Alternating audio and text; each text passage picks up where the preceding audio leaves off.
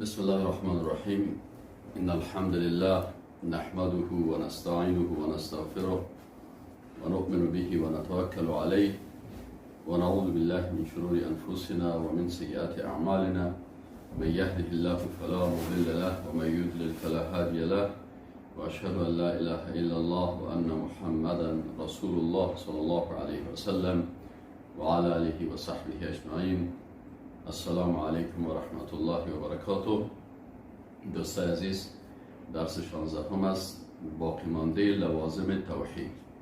ما شما قبلا در درس 15 ولا و برا را خواندیم و که ولا و برا دوستی با دوستای الله و دشمنی با دشمنای الله می باشند. یک گلاس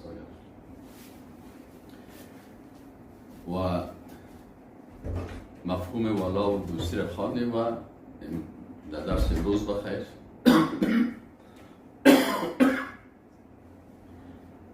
براء را میخوانیم، یعنی بیزاری از دشمنای الله سبحانه و تعالی. اول تعریف براء که براء در لغت به معنای براءت، بیزاری، دوری، خلاصی، انذار، خلق کردن و غیره میه. و در اصطلاح علما میگن که هو البعد والخلاص والعداوة بعد الاعذار والانذار، که براء به معنای دوری، بعد یا دوری، والخلاص خلاصی، والعداوة و دشمنی بعد الاعذار والانذار، بعد از اینکه امو عذر بیان میشه و امو یعنی بعد از اینکه عذر بیان میشه یا عذر پیش میشه و انذار و ترسانده میشه. و البعد و الخلاص، دوری و خلاصی و عداوت و دشمنی بعد الاعذار و الانذار، بعد از اعذار عذر پیش کردن و انذار ترساندن. یک عالم دیگه در تعریف براء میگه که هو بغض الطواغیت التي تعبد من دون الله تعالی.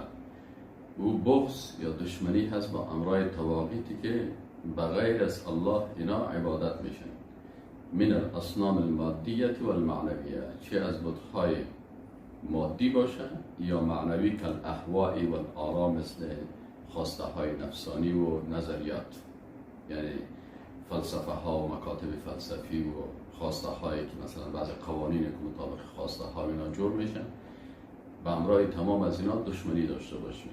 و بغض الکفر بجمیع ملله، و بغض و دشمنی با کفر با تمام ملت هایش، چی کفر یهودا باشه، چی کفر نصرانیت باشه، چی کفر شرک باشه، چی کفر ارتداد باشه، چی کفر نفاق باشه، از تمام از اینا بغض داشته باشیم. به جمیع ملله و اتباع الکافرین، هم این ملل های کفری را بغض داشته باشیم و هم از اتباع کافرشان، با امرای از اینا هم بغض و کینه داشته باشیم. و معادات و ذالک کلهی، و معادات و دشمنی با تمامی از اینا. این تعریف است که علما در مورد براء بیان کردن. دیگر معادات است. معادات چی را میگن؟ معادات و عدا به معنای دشمنی، خصومت، بغض و کراهیت و بدبینی می باشد. و در اصطلاح چی میگن علما؟ میگن هی شعور ینبعث من داخل النفس. معادات یک شعور است که این دشمنی در داخل نفس می باشن، لقصد الادرار، به قصد یا نیت ضرر رساندن، و حب الانتقام بالقول والفعل والاعتقاد، و محبت به انتقام گرفتن، یا به زبان یا به فعل یا به عقیده، لمن یعتقده الانسان عدوا له، برای کسی که او انسان دشمن خود فکر میکنه. این معادات میگن. خب آل قرآن عظیم الشان در مورد معادات و دشمنی بر ما چی مسائل بیان میکنن؟ احکام قرآن عظیم الشان در براءت و بیزاری از دشمنان الله. در قرآن عظیم الشان مفاهیم زل در مورد براءت بیان شده. مطلب اولی که در این باره بیان شده، بیان اشکال براءت از دشمنان الله، که با دشمنان الله در قرآن عظیم الشان چه قسم ما مثلا با دشمنان الله چی کنیم؟ از اینا براءت داشته باشیم. قسم اول براءت از مشرکین است. قسم دوم براءت از منافقین است. قسم سوم براءت از کفار اهل کتاب است. قسم چهارم قطع موالات با اقاربی که با الله و رسولش دشمنی داشته باشه. خب در قسم اول اشکال براءت از مشرکین. در قرآن عظیمشان براءت از مشرکین و اشکال ذیل آمده است. شکل اول اعلان براءت و حکم بیرون راندن مشرکین از جزیره عرب. زمانی که مسلمان ها حکومت اسلامی را تأسیس کردن، نظام اسلام را تأسیس کردن و رسول الله صلی الله علیه و سلم دولت اسلامی را که تأسیس کرده بود از مدینه منوره تا به مکه مکرمه و مناطق حجاز کل زیر حکم اسلام تطبیق میشد و شریعت الله تطبیق میشد. اینجا مسلمان ها قوی شدن. الله متعال این آیات قرآن بر مسلمان ها نازل کرد که و اذان من الله و رسوله للناس یوم الحج الاکبر، و اعلان شد از جانب الله و رسولش به مردم در روز حج اکبر ان الله بریء من المشرکین و رسوله، یقینا که الله از مشرکین بیزار است و رسولش هم از مشرکین بیزار هستند. و احکام صادر شد که بالاخره باید مشرکین چی شوند؟ بعد از این دشمنی با مشرکین بیان شد و مشرکین بالاخره رانده شدند و بالاخره این سرزمین رانده شدند و سوره توبه مفصلا اینو بیان میکنه. شکل دومش منع مشرکین از داخل شدن به مسجد الحرام. این هم براءت الله است از مشرکین. چرا؟ مسجد الحرام یا حرم شریف که است، یعنی وقتی اینجا حرم گفته میشه مسجد الحرام در حکم حرم یعنی منطقه هست که مربوط حرم میشن، مربوط مسجد الحرام میشن. کل این منطقه در اینجا الله متعال گفت که یا ایها الذین آمنوا انما المشرکون نجس، مشرکان نجس هستن. الله براءت خدا اعلان میکنه و میگه که مشرکان نجس هستن فلا یقربوا المسجد الحرام بعد عامهم هذا. بعد از این سال دیگه مشرکین به مسجد الحرام داخل شده نمیتونه. در سوره توبه آیه 28. طبعا تنها مسجد الحرام نه بلکه عموم منطقه حرم کامل مشرکین داخل نمیشن، داخل شده نمیتونه. چرا؟ الله از اینا بیزار است. شکل سوم منع نکاح با مشرکین. برات از مشرکین از چی بیان شد که ولا تنکحوا المشرکات حتی یؤمنن. الله متعال گفت شما با زنای مشرکه تا وقتی که ایمان ناوردن با امرای از اینا نکاح نکنید. باز آیات دیگه استثناء برای اهل کتاب است، لکن مشرکین بت پرسته که مطلقا مشرک هستن اهل کتاب نیستن با امرای خانمای از اینا، با امرای دخترای از اینا که نکاح نمیشه. و همچنان باز در ادامه این آیت شریف چی میگه که ولا تنکحوا المشرکین حتی یؤمنوا. شما هم دخترایتان برای مشرکین نتین تا وقتی که اونا ایمان نارده باشن. باز به اینجا نه به اهل کتاب نه به غیر اهل کتاب دختر مسلمان به نکاح دادن نمیشه. شکل چهارم منع مسلمان ها در زندگی کردن در دیار مشرکین. حتی چون الله از اینا بیزار است برای مسلمان ها اجازه نیست که در دیار مشرکین، جایی که قوانین شرکی هست، نظام شرک است، نظام مشرکین است، در اونجا مسلمان ها زندگی بکنن. عن جریر ابن عبدالله رضی الله عنه میگه قال رسول الله صلی الله علیه و سلم، میگه رسول الله صلی الله علیه و سلم فرمود انا بریء من کل مسلم یقیم بین اظهر المشرکین. رسول الله صلی الله علیه و سلم میگه فرمود که انا بریء، رسول الله صلی الله علیه و سلم میگه من بیزار هستم من کل مسلم، از هر مسلمانی که یقیم و اقامت میکنه، زندگی میکنه بین اظهر المشرکین، در بین مشرکان. قال یا رسول الله لما، گفتن ای رسول الله صلی الله علیه وسلم چرا؟ قال لا تراء ناراهما، گفت تا که آتش یکی دیگر نبینن. یعنی اقدر باید از او دور باشی که حتی آتش از او نبینی. چرا؟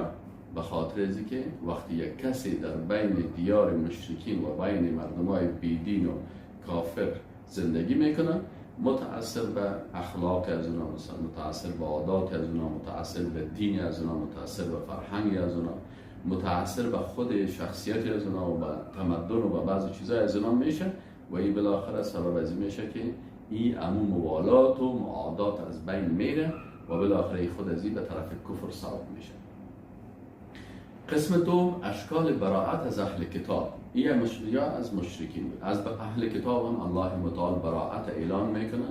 مثلا شکل اولی که بیان میکنن با بیان علاقمندی آنان به گمراه سازی. الله متعال میگه اهل کتاب یهود و نصارا که هستند یا چی عادت دارن ود طائفه من اهل کتاب لو یضلونکم، یعنی آرزو دارن طایفه از اهل کتاب که شما را گمراه بکنن و ما یضلون الا انفسهم و ما یشعرون، و اینا خود گمراه نمیکنن مگر نفسای خود و اینا شعور ندارن.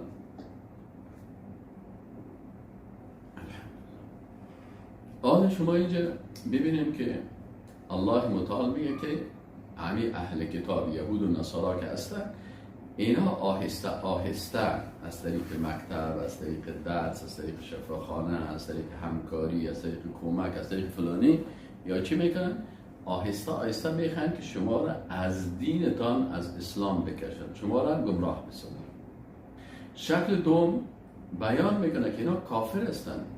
الله متعال بیان میکنه که اهل کتاب اینا کافر هستن، دشمن الله هستن.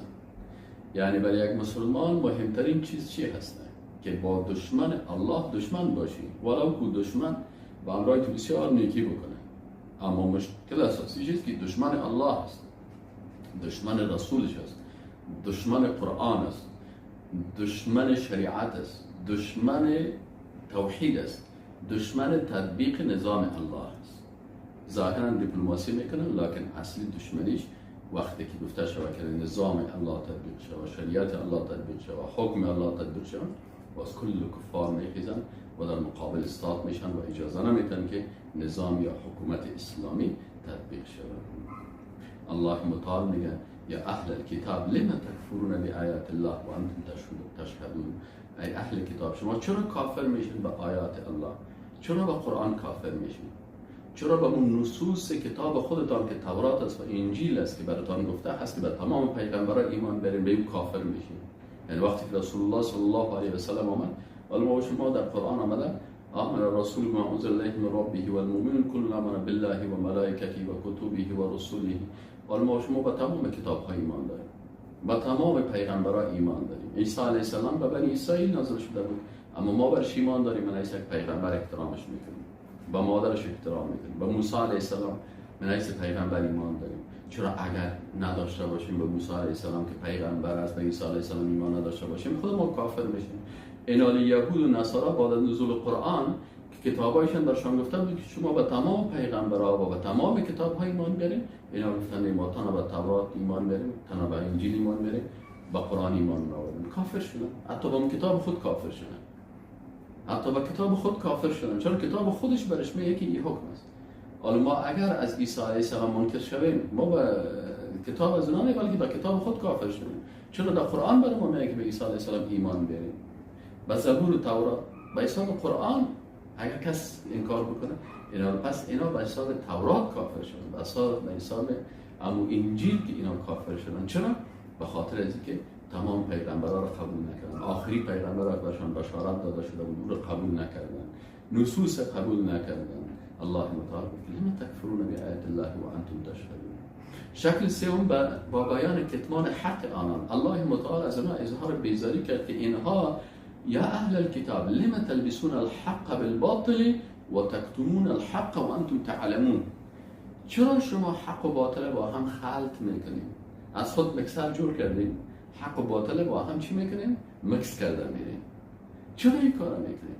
و تکتمون الحق و انتم تعلمون، و حق میپوشانید در حالی که شما میفهمید. یک نفر حق بفهمه و باز او را بپوشونه، از اینکه در کافر دیگه پیدا میشه، از اینکه دشمن الله پیدا میشه. الله میگه سخت‌ترین دشمن من هست.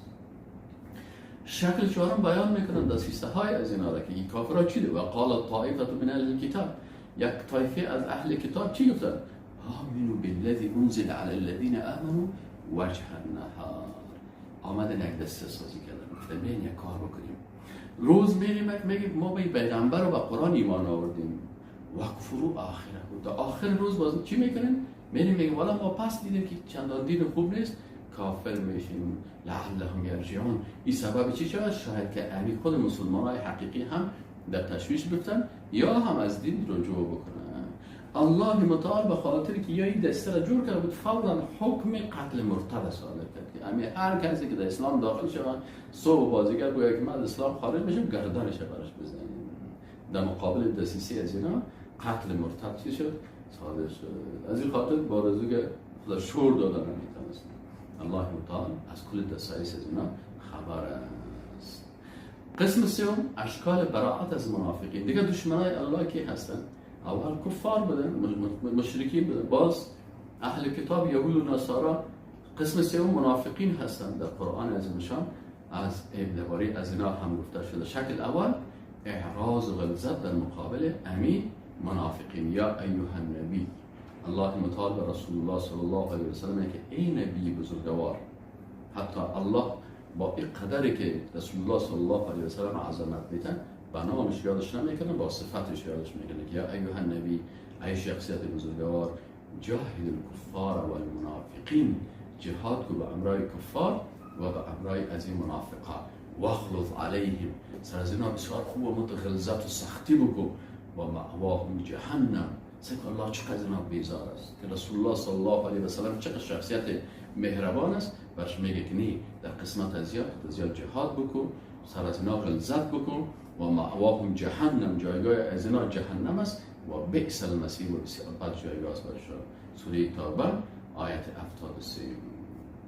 دیگه الله متعال میگه که ولا تصلی علی احد، منع از نماز خوندن و استاد شدن بر قبر منافقان. میگه سر منافقی که فهمیدی این منافق است چی است؟ جنازه شان نخوان. الله متعال میگه ولا تصلی علی احد منهم مات ابدا. وقتی که یک منافق مردار شد مرد، جنازه شان نخوان ولو که اقاربت باشه.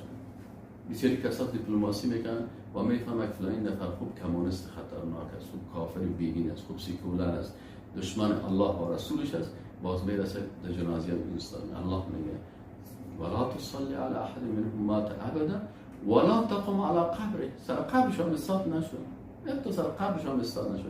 انهم کفروا بالله و رسوله، یقینا که اینا کافر شدن به الله و رسولش، و مات و هم فاسقون، و اینا مردن در حالی که فاسق بودن، یعنی خارج بودن از طاعت الله. شکل سوم رد اشتراک در صف مؤمنان. حتی رسول الله صلی الله علیه و سلم گفت که این منافقین وقتی که میاین نمانجان که در صف مسلمان ها جهاد بکنن، فقل لن تخرجوا معي ابدا ولن تقاتلوا معي عدوا، نه که ما خارج شوین و نه همراه من دشمن. در سوره توبه آیت 83 میگیم امی هست. شکل چهارم عدم قبولی استغفار برشان. الله متعال اینقدر از منافقین بیزار است، از اینا، از مشرکین و از اینا بیزار است که حتی به رسول الله صلی الله علیه و سلم میگه که سواء علیهم استغفرت لهم ام لم تستغفر لهم لن یغفر الله لهم. ای رسول الله صلی الله علیه و سلم، اگر تو برای اینا طلب مغفرت بکنی یا طلب مغفرت نکنی، لن یغفر الله لهم، الله هرگز اینا را نمیبخشه. ان الله لا یهدی القوم الفاسقین. قسم سوم قطع موالات با اقاربی که دشمنی با الله و رسولش داشته باشند. بعضی اقارب هستند که اونا دشمنی خود با الله و رسولش بیان میکنن. الله متعال شکل اول برشان بیان میکنه که اینا را باید دوست نگیریم. یا ایها الذین آمنوا، ای مؤمنان، لا تتخذوا آباءکم و اخوانکم، شما پدرایتان و برادرایتان، این اولیاء دوستایتان نگیرین، این استحب الکفر علی الایمان، اگر اینا گفتن که کفر از ایمان کده خوبتر است. و من یتولهم، هر کسی که باز اینا را دوستی میگیره منکم از شما، فاولئک هم الظالمون، اینا باز پیش الله در لیست ظالمان و ظالم دشمن الله است. سوره توبه آیت 23. شکل دوم چی است؟ قطع مودت با آنان. الله متعال میگه لا تجد قوم یؤمنون بالله والیوم الاخر.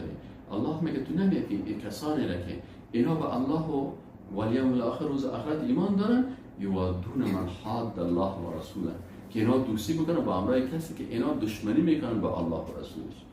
ولو کانوا آباءهم، اگر پدرایشان هم باشه یا ابنای پسرایشان باشه یا اخوان برادرایشان باشه یا عشیرت هم قوم خیششان باشه، یعنی انسان مسلمان این کار نمیکنه.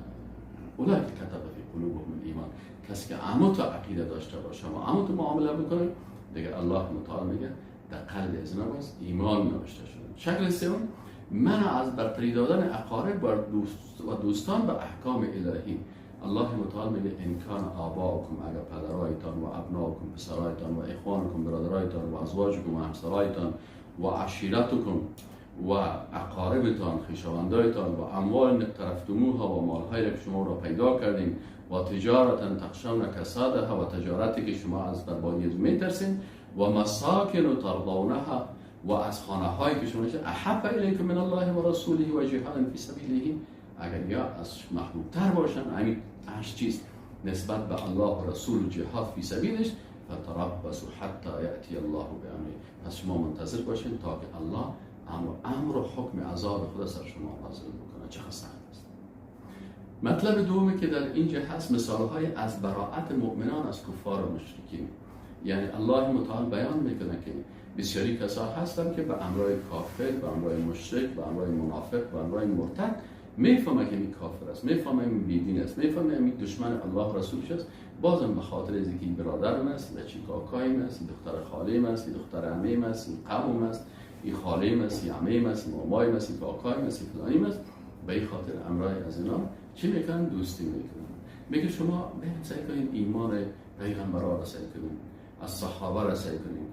مثلا نشان میده مثلا نوح علیه السلام از اولاد خود چی میشه؟ براءت میکنه. وقتی که بچهش غرق میشه میگه یا الله تو گفته بود که اهل تا غرق نمیکنم، الله برش میگه که اهل تو نیست. نوح علیه السلام فورا میگه که قال رب انی اعوذ بک ان اسالک ما لیس لی به علم، یا الله ما به تو پناه میبرم از اینکه من سوال میکنم به چیزی که علم ندارم، و الا تغفر لی و ترحمنی اکن من الخاسرین، اگر مرا نبخشی و رحم نکنی من از جمله خاسرین میباشم.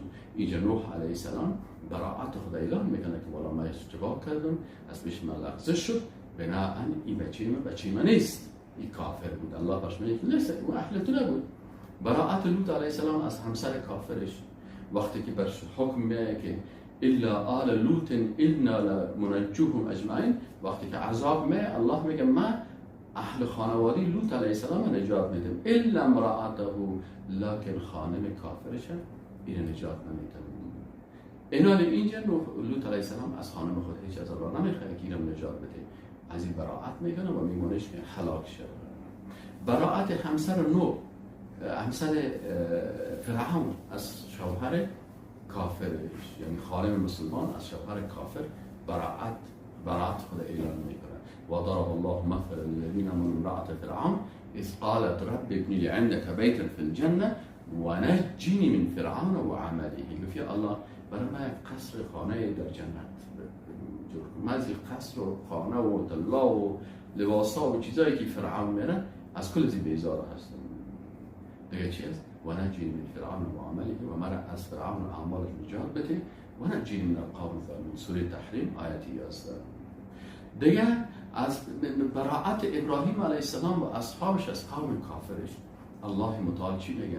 الله متعال در سوره ممتحنه آیت 4 میگه قد كانت لكم اسوة حسنة في ابراهیم والذین معه، برای شما اسوه نیک، سمبول بسیار نیک، یعنی مقتدای بسیار خوب که برای شما اقتدا بکنین، رهبر بسیار خوب بر شما از نگاه فکری و اعتقادی و عملی بر شما چی هست؟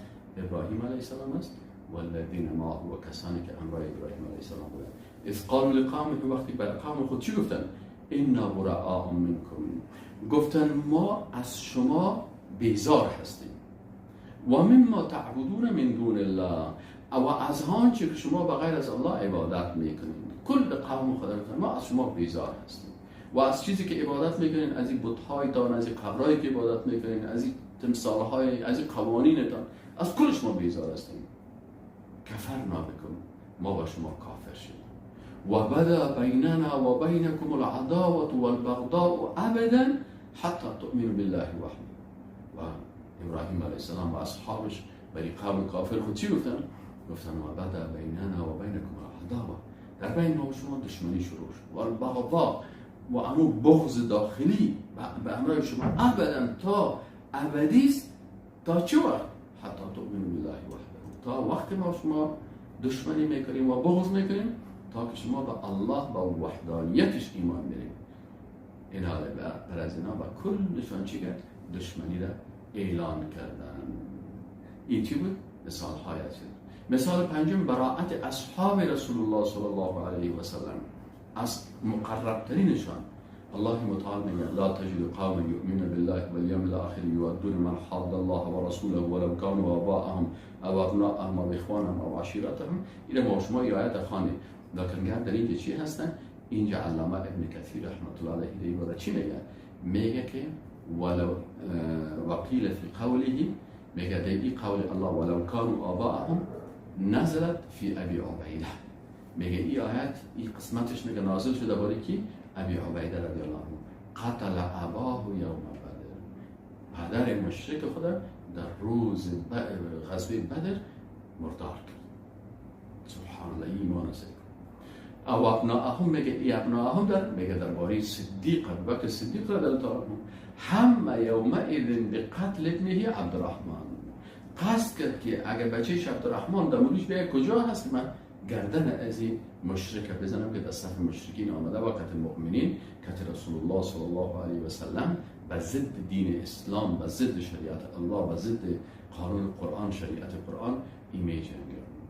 او اخوانهم چی میگه؟ میگه او اخوانهم این میگه درباره مصعب ابن عمیر رضی الله عنه قتل اخاه عبید ابن عمیر یومئذ، برادرش که عبید ابن عمیر بود این در روز بدر به قتل رساند. او عشیرتهم درباره کی میگه؟ فی عمر، درباره عمر رضی الله عنه قتل قریبا له یومئذ، ایضا یکی از اقارب خود در روز کشت.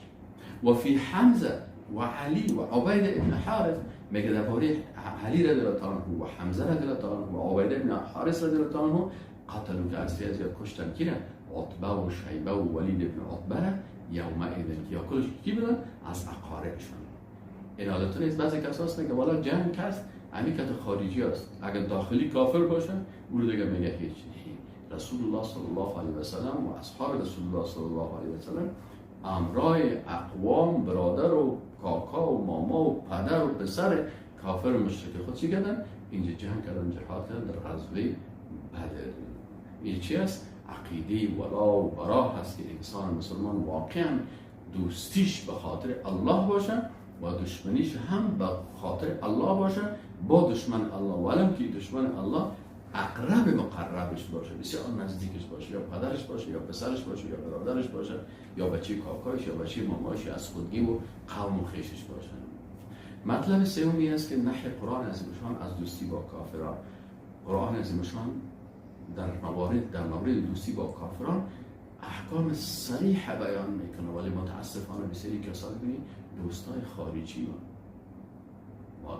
دوستای خارجی که از اونا دوستی میکنن، که یهود، نصارا، کافر، دشمن الله، دشمن رسولش، کافر مشرک، کافر بت پرست، امر ازی دوستی میکنن. الله متعال صریح با نصوص صریح، مثلا نهی اول، نهی صریح از دوست گرفتن کفار به صورت عام. به صورت عام الله متعال چی میکنه؟ نهی میکنه. یا ایها الذین آمنوا، در سوره نساء آیه 106 یا ایها الذین آمنوا ای مؤمنان لا تتخذوا الکافرین اولیاء، شما کافران را دوستایتان نگیرید من دون المؤمنین، بغیر از مؤمنان. اتريدون ان تجعلوا الله عليك ان تجعلوا لله عليكم سلطانا مبينا، آیا شما میخواین بر الله دلیل واضح بتین که شما را در آتش دوزخ ببره چون شما دشمنش دوستتون بگیرید؟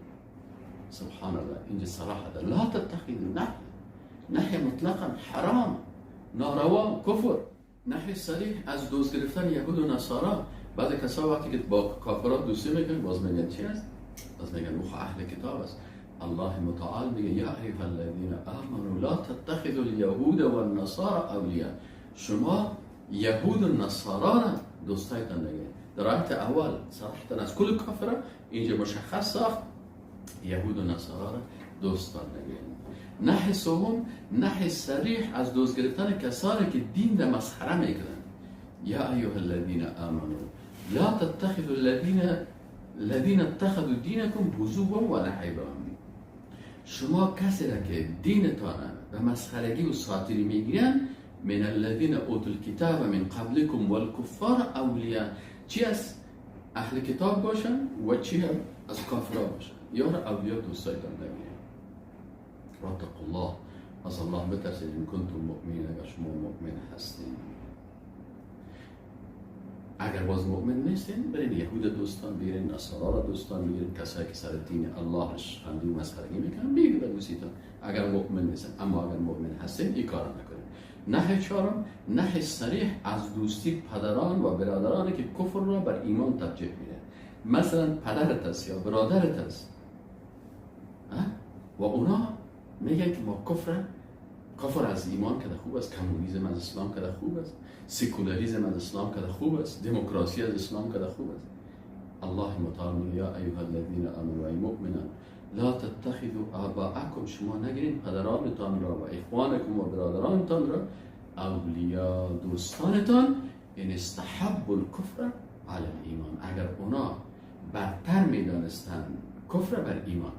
و من یتولهم منکم، هر کسی از شما که باز آنها را نصرت میکنن، کمک میکنن، فاولئک هم الظالمون، کسی ما را دوست میگه باز الله میگه در جمله ظالمان هستند. سوره توبه آیه 23. نهی صریح از نیکی کردن با کافران حربی.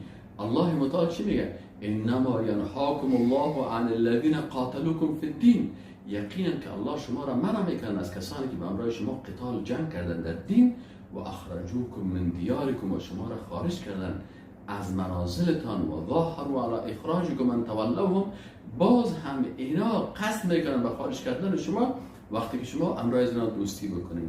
و من یتولهم، و هر کسی که همراه اینا دوستی بکنه فاولئک هم الظالمون، الله میگه اینا از جمله ظالمان هستند. سوره ممتحنه آیه 9. مطلب چهارم حکم تولی کافران است. اول تولی چی میگه؟ التولی هو الدفاع عن الكفار. ببینید بسیار تعریف دقیق است که از علما میگه که التولی، وقتی تولی در قرآن میگه چی معنا؟ میگه که هو الدفاع عن الكفار، دفاع کردن از کفار است که در صف کافر استاد میشن، سلاح را میگیرن در مقابل مسلمان و از کافر دفاع میکنن. التولی هو الدفاع عن الكفار و اعانتهم بالمال والبدن والرأی، و کمک کردن به امرای کافران یا با مال است یا با امرای بدن خود امرایش اشتراک میکنن یا به نظر برش نظر میده، پیشنهاد میکنه که اینی منطقه را خوب بمبار کن، اینجا مسلمان هستی خوب بزن بمبار بکن، اینی قسمت مثلا مسلمان. این حال وقتی که یک کسی از کافر دفاع میکنه یا او را کمک میکنه با مال یا با بدنش یا به نظر فکر دادن بر از اون، و هذا کفر صریح یخرج من الملت الاسلامیه، این کفر صریح هست، خارج میکنه انسان از ملت اسلام. خب در این قسمت قرآن عظیم شان در مورد تولی، همی که دفاع میکنه و نظر میته و همکاری میکنه و با مال و با جان و با حرف و با سخن و با نطاقی و با جریده نوشته کردن و با مقاله نوشته کردن به نفع کافران، همی کارا رو کس میکنه. الله متعال حکم اولش چی است؟ تولی کفار، شامل شدن در صف آنان است. الله متعال میگه یا ایها الذین آمنوا لا تتخذوا اليهود والنصارى اولیاء، یهود و نصارا را دوستان نگیرید. بعضهم اولیاء و بعضی از اونها دوستای بعض دیگه هستن. و من یتولهم منکم، هر کسی از شما که دفاع میکنن از اونها، در صف از اونها قرار میگیرن، با قلم خود یا با زبان خود یا با مال خود یا با نظریه خود از اونها پشتیبانی میکنن، فانه منهم، یقینا که اینمی از جمله اونمو کفار هست. ان الله لا یهدی القوم الظالمین، الله قوم ظالم هدایت نمیکنه. چقدر سخت است، چقدر سخت است. و در عصر فتنه هایی که آخر زمان است بسیار چی میکنن؟ بسیار کسان هستن به این مرض مبتلا میشن. حکم دوم تولی کنندگان کفار ظالمان هستند. الله متعال میگه انما ينهاكم الله عن الذين قاتلوكم في الدين واخرجوكم من دياركم وظاهروا على اخراجكم ان تولوهم. آخر حکم خدا میگه که و من یتولهم فاولئک هم الظالمون. کسی که اینا تولی میکنه، کفار حربی که مستقیما که مسلمان ها در جنگ هستند، مسلمان ها رو بمبارد میکنن، مسلمان ها رو میکشن، مسلمان ها رو خانه‌هایشان رو در میدن، مسلمان ها رو از بین میبرن، بازی میخیزه، از اون دفاع میکنه از اون کافر، از با زبان خود، با قلم خود، با سلاح خود، با جسم خود. از فاولئک هم الظالمون. الله میگه ظالمان هستن. سوره ممتحنه آیت 9. حکم سوم چی است؟ که غضب الله هست و در عذاب ماندن دائمی هست. ترى كثيرا منهم يتولون الذين كفروا. میگه ای پیغمبر سن بسیاری از اینا رو میبینی که اینا دفاع میکنن، پشتیبانی میکنن از کی؟ از کافران. لبئس ما قدمت لهم انفسهم. بسیار زشت است آنچه که نفسهایشان برای از اینا تقدیم کردن. ام سخط الله علیهم. ای که الله سر اینا غضبناک شود و فی العذاب هم خالدون. که دو عذاب برشان بود. غضب الله سر از اینا نازل میشه و در عذاب الله برای همیشه میباشن. کی؟ کسایی که تولا و دفاع میکنن از کافران. حکم چهارم دوستی با آنان علامت بی ایمانی است. الله متعال میگه که اینمی کسایی که دوستی میکنن و دفاع میکنن و این دوست خارجی خود حساب میکنن و برنخ از اینا مقاله نوشته میکنن یا کتاب نوشته میکنن یا بیانیه میتن و یا ای که با بدن خود، با جسم خود سلاح را میگیرن و در کنار از این استاد میشن. الله متعال میگه ولو كانوا يؤمنون بالله والنبي وما انزل الیه. الله میگه اگر این مردم ایمان میداشتن به الله و ایمان میداشتن به نبی صلی الله علیه و سلم و ما انزل الیه و اگر اینا ایمان میداشتن به آنچه که نازل شده بالای نبی صلی الله علیه و سلم، یعنی به قرآن، ما اتخذوهم اولیاء. ابدا اینا را دوستای خود نمیگفتند. ولکن کثیر منهم فاسقون. لکن اکثریت از اینا از چی؟ از اطاعت الله خارج هستند، یعنی کافر شدن. اینجا فاسقین به معنای چی میشه؟ به معنای کافران. حکم پنجم چی است؟ دوستی با کفار به معنای عزت خواستن از آنان است. الذين يتخذون الكافرين اولیاء. کسایی که کافرها را دوست خود میگیرن. چرا؟ من دون المؤمن، بغیر از مؤمنان. ایبتغون عندهم العزه. الله میگه اینا از پیش از اینا عزت میخواین. باش ولی امریکا خوب مرد چی هستیم؟ عزت پیش امریکایی پیدا کنیم، پیش اروپایی پیدا کنیم، پیش کافر پیدا کنیم. الله متعال میگه اینا عزت از پیش از دشمنای نمیخواین. فإن العزة لله جميعا. یقینا که عزت کلش پیش الله است. اگر اینا واقعا مؤمن باشه عزت باید از الله بخواین. مطلب پنجم حکم معامله نمودن با کفار چی است؟ اول خود این است که حکم همین است که با کافر و عدم محبت و دوستی با کافر و مشرک ولو که اقرب مقربین باشه. اما آیت قرآن که لا تجد قوم یؤمنون بالله والیوم الاخر یودون من حاد الله و رسوله ولو كانوا آباءهم و ابناءهم و اخوانهم و عشیرتهم. دوم چی است؟ دوم مطلبی است که تعامل ظاهری به خاطر وقایع از شرشان. یک نفر که یک کافر ظاهرا رو تو چی میکنه؟ الله متعال میگه لا يتخذ المؤمنین الکافرین اولیاء. مؤمن کافرین اولیاء نگیرن من دون المؤمن و من یفعل ذلك فلیس من الله فی شیء. اگر کسی کافر را دوست خود میگیره باز با امرای الله ارتباط از دیگر قطع است. فلیس من الله فی شیء الا مگر استثناء در کدام حالت است؟ ان تتقوا منهم تقا. که از اونا شما خود وقایه بکنید. مثلا وقتی میرسه که یک کافر مضر هست، ضررش میرسه، یک کسی مثلا چی میکنه؟ تخیه میکنه و همین تخیه که است و یحذرکم الله نفسه. الله متعال از نفس خود، از ذات خود شما رو در حذر قرار میده که چی نکنید، به امرای کفار دوستی نکنید الا در حالت استثنایی که جانتان در خطر است یا مثلا حالت مرگ است یا چیز. و الی الله المسیر و رسول الله بازگشت است. عایشه رضی الله عنها، امام بخاری و مسلم یک حدیث روایت میکنن. میگه عایشه ام المؤمنین رضی الله عنها قالت استأذن رجل على رسول الله صلی الله علیه و سلم. یک شخص اجازه خواست از رسول الله صلی الله علیه و سلم. فقال ائذن له. رسول الله گفت برای این اجازه بدید. بئس اخو العشیره. بسیار انسان زشت است، بسیار انسان زشت است. او ابن العشیره یعنی برادر از این قوم یا همین پسر از این قوم است، بسیار بد انسان است. فلما دخل، وقتی که داخل شد، الان له الکلام رسول الله صلی الله علیه و آله نرم گپ زد، یعنی اما تندی اولی که گفت اون رکت در مقابلش نرم گردد. قلت یا رسول الله، به ام المؤمنین عایشه صدیقه رضی الله عنها میگه من گفتم یا رسول الله صلی الله علیه و آله، قلت الذی قلت، میگه قبلا همون سخن گفتی و این گفتی بسیار بد انسان است، ثم علنت له الکلام، باز بسیار سخنهای تبرش نرم کردیم. قال ای عایشه، رسول الله صلی الله علیه و آله گفت که ای عایشه، این شر الناس من ترکه الناس او وضعه الناس اتقاء فحشهم، بدترین انسان ها کسی است که مردم چی میکنن؟ اون ترک میکنن به خاطر چی؟ به خاطر محافظت از فحش گفتن از او. یک انسان بسیار فحشگوی، بدگوی و زشت است، من به خاطر اینکه از شر زبانش رو نگاه بکنم امراش چی کنم؟ نرمش کردم. این در صورت است که انسان مثلا خود از شر یک کسی وقایه میکنه در حالات بسیار خطرناک، مثل که سر عمار رضی الله عنه همون فشاری که کافر آوردن و بالاخره چیز کرد. حکم سیوم نیکی و عدل با کافر غیر حربی. مثلا کافر است لکن او جنگی نیست، جنگ نمیکنه، قتل نمیکنه، در جنگ اشتراک نمیکنه، کافر حربی نیست. الله تعالی میگه لا ينهاكم الله عن الذين لم يقاتلوكم في الدين ولم يخرجوكم من دياركم ان تبروهم. الله شما را نهی نمیکنه از کسایی که همراه شما قتال نکردن و شما از خانه‌هایتان نکشیدن، ان تبروهم، که همراهشون نیکی بکنید. محبت نه، دوستی نه، بلکه نیکی ظاهری. و تقسطوا الیهم، عدالت بکنید، حقش برش بدین، مالش نخورید. ان الله يحب المقسطين، یقینا که الله متعال عدالتکارا را دوست داره. علامه ابن کثیر رحمه الله در تفسیر آیه چی میگه؟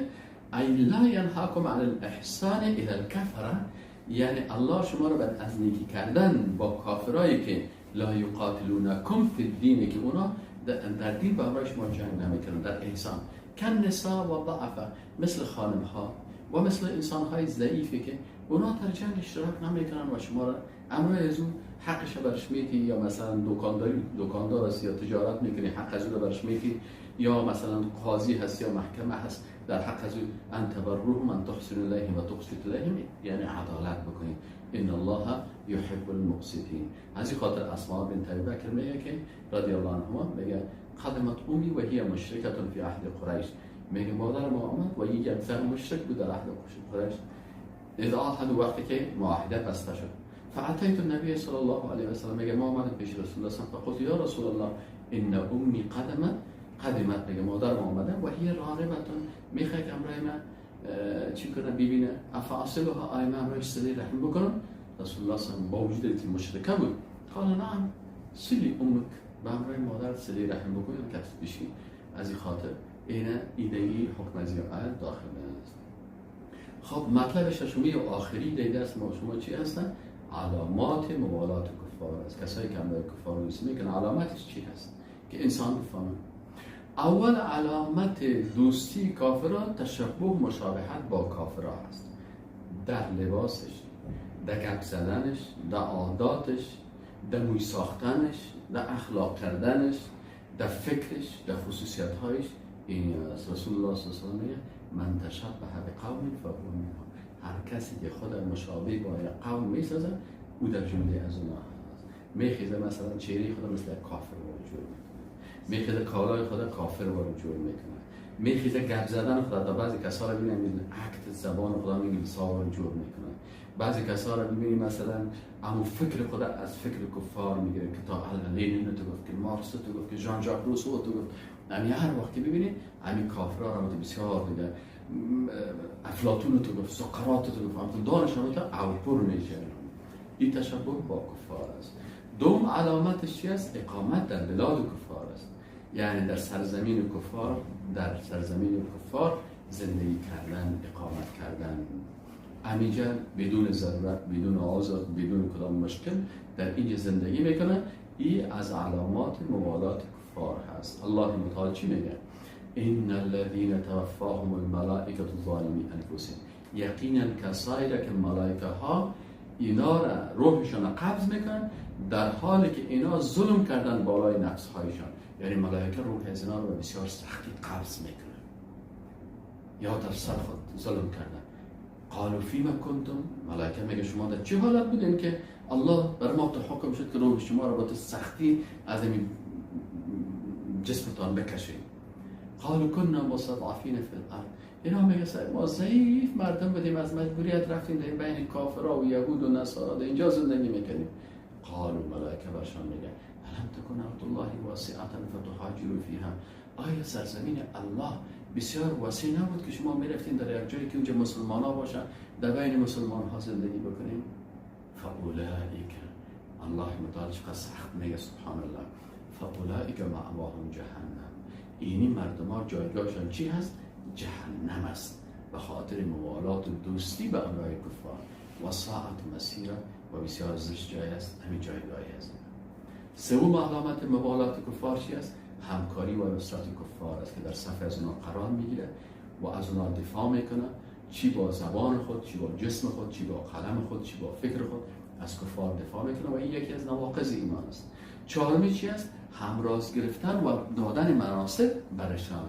کافر همراز خود گرفتن، مشاور خود گرفتن و بر از اون منصب یا یک چوکی بزرگ میدن.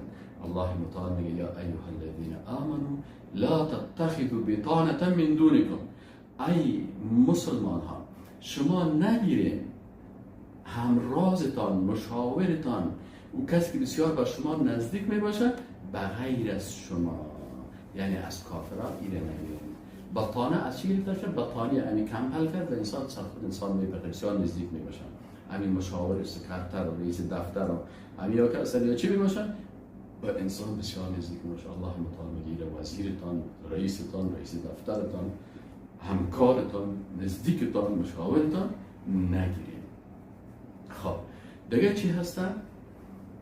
دیگه پنجمی تاریخ گرفتن به تاریخشان، یعنی این هم از جمله موالات است. انسان مسلمان تا که میتونه کوشش بکنه که اما تاریخ اسلامی که هجری قمری است امیر استعمال بکنه. ششم شرکت در عیدها و همکاری در اقامه آن. الله متعال میگه والذین لا یشهدون الزور، یعنی کسایی که حاضر نمیشن در مجالس چی؟ در عیدگاه های اینی کفار، در عید مجوسیاتش پرست ها مثل نوروز اینطورا، یا در عید کریسمس، مثلا عید کریسمس و مثلا در روز عید کریسمس چی میگه؟ اونا میگه امروز بچه خدا تولد شده، العیاذ بالله. اینا این نفر میره و از میگه مبارک باشه بچه خدا که تولد شده، یعنی کفر از چی میگن؟ تایید میکنن. این شخص کافر میشه و قل هو الله احد الله الصمد. دیگه چی هستن؟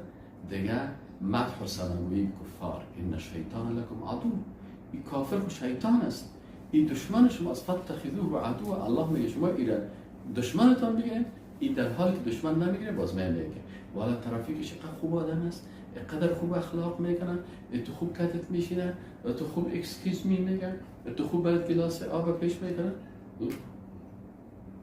این چی است؟ این علامت وقتی است که از کفار مدح و ثناوی میکنن، این چی هستن؟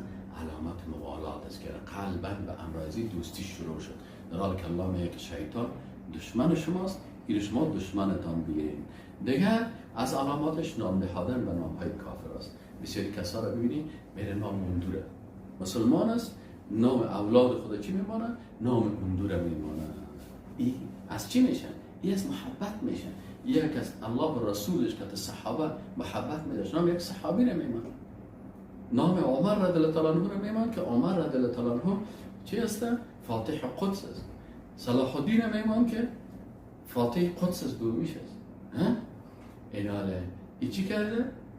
ایوازی که نام نواسی خدا عمر، صلاح الدین ببانه، ابو بکر بانه، مثلا نام های صحابیات بانه، سمیه بانه، نام بچه خدا انس بانه، میخیزه سورج جان چطور است؟ بشار این نام نهادن به نام های کافران علامت چی هست؟